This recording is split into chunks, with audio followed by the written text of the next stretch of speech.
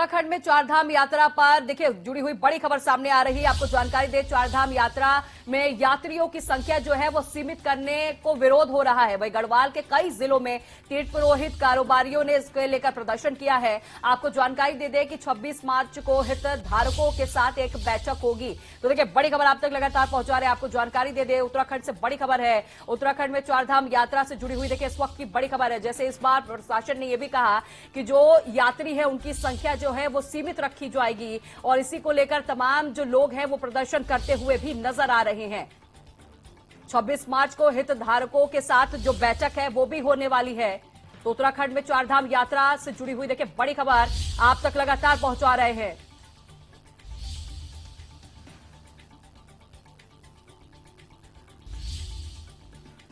तो चारधाम यात्रा में यात्रियों की संख्या सीमित करने का जो विरोध है वो लगातार हो रहा है। गढ़वाल के कई जिलों में तीर्थ पुरोहित कारोबारियों ने प्रदर्शन किया है।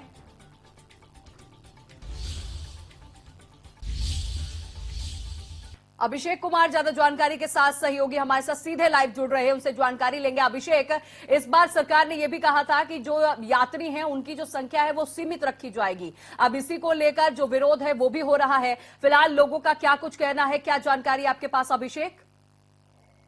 बिल्कुल, देखिए सरकार के अपने दावे हैं और जो होटल एसोसिएशन या तीर्थ पुरोहित हैं उनके अपने दावे हैं। विरोध इसी बात का है केवल के जो यात्रा शुरू हो रही है उसमें जो सरकार ने पंजीकरण की व्यवस्था की थी उसको जो है समाप्त किया जाए।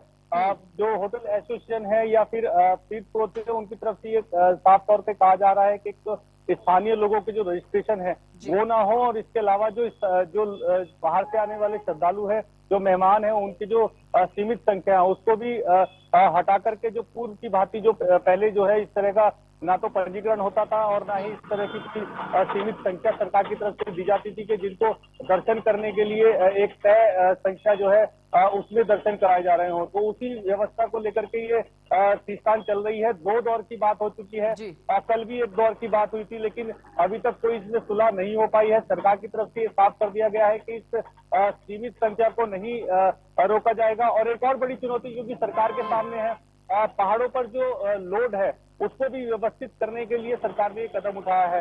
देखने वाली बात होगी कि जो 26 मार्च को जो एक और बैठक होने वाली है उसमें क्या कुछ निकल के आता है और क्या इस क्या कुछ जो है सहमति वो बन पाती है। जी बिल्कुल बिल्कुल अभिषेक, जो आने वाली बैठक है फिलहाल उसमें तो तस्वीरें साफ होंगी और ऐसे में अभिषेक आपसे ये भी जानना चाहूंगी कि फिलहाल प्रशासन की तरफ से जो सीमित संख्या निर्धारित की गई है, कितने संख्या में जो यात्री है वो दर्शन कर पाएंगे, इसके बारे में भी जानकारी दीजिए।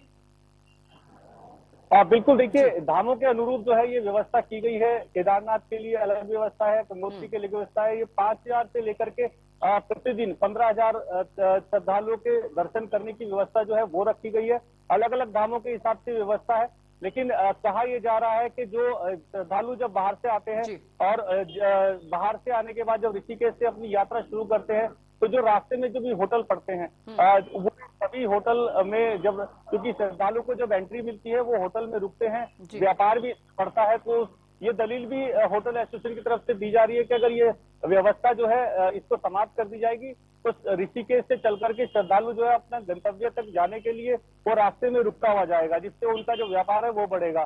तो फिलहाल जो है इस संख्या को जो है समाप्त करने की बात चल रही है और जाहिर है कि सरकार के सामने भी बड़ी चुनौती है। सरकार कोशिश भी कर रही है कि लगातार जो है समन्वय बनाए रखे, होटल एसोसिएशन से तीर्थ पुरोहित से कोई भी बीच का रास्ता हो उसको कम से कम निकाला जाए।